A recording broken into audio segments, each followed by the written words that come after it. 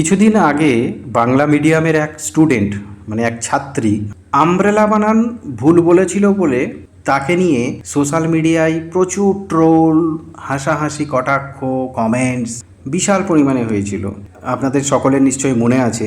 তো সেক্ষেত্রে যদি কোনো ইংলিশ মিডিয়ামে পড়া বাঙালি স্টুডেন্টকে কোনো বাংলা বানান জিজ্ঞেস করা হয়, তাকে আমরা অত্যন্ত স্মার্ট বলে মনে করি, এবং সেই ইংরেজি মিডিয়ামের মা বাবারা বিশাল প্রাউড ফিল করে যে তার ছেলে বাংলা বানান ঠিক করে বলতে পারে না। আমি নিজে একজন বাংলা মিডিয়ামের ছাত্র এবং আমি একজন ইঞ্জিনিয়ার। আমি এখনো পর্যন্ত বিশ্বের 16 থেকে 17টা দেশ ট্রাভেল করেছি কোম্পানির কাজে। আমাকে মাঝে মাঝে বাইরে যেতে হয় বিদেশে। সো একটি মজার বিষয় আপনাদের শেয়ার করছি, জাস্ট একটা এক্সাম্পল নিন।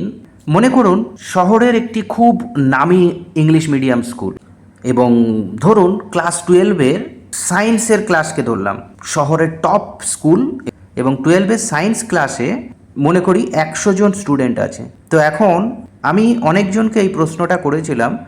তো ধরে নিলাম শহরের একটি টপ ইংলিশ মিডিয়াম স্কুল, যেখানে মা বাবা প্রচুর পরিশ্রম করে তাদের টাইমকে ইনভেস্ট করে, মানি ইনভেস্ট করে পড়াচ্ছেন। তো আগামী দিনে সেই 100 জন স্টুডেন্ট কি নিট এক্সাম ক্র্যাক করতে পারবে? 100 জন স্টুডেন্ট কি ডক্টর হবে? 100 জন স্টুডেন্ট কি আইআইটি ক্র্যাক করতে পারবে? সেই 100 জন স্টুডেন্ট কি জয়েন্ট এন্ট্রান্স ক্র্যাক করতে পারবে? ওই 100 জন স্টুডেন্ট কি ইঞ্জিনিয়ার হবে, সরকারি চাকরি পাবে?